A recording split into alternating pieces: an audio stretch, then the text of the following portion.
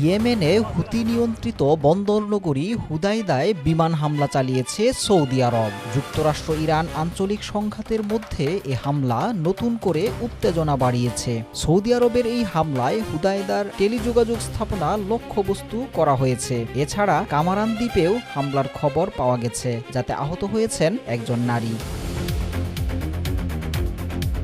এ হামলার পাল্টা জবাব দেওয়ার ইঙ্গিত দিয়ে হুতিদের পররাষ্ট্র মন্ত্রণালয় সতর্ক করে বলেছে, হামলার জন্য রিয়াদকে চড়া মূল্য দিতে হবে।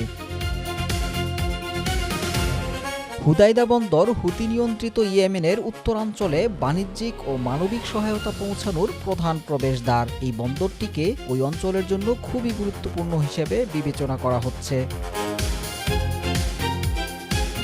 এর আগে বুধবার হুতিরা দাবি করে, ঘোষিত নৌ অবরোধ ভঙ্গের কারণে তারা ড্রোন ও ক্ষেপণাস্ত্র দিয়ে লোহিত সাগরে কয়েকটি সৌদি তেলবাহী ট্যাঙ্কারে হামলা চালিয়েছে এবং অন্তত একটি জাহাজ ক্ষতিগ্রস্ত হয়েছে।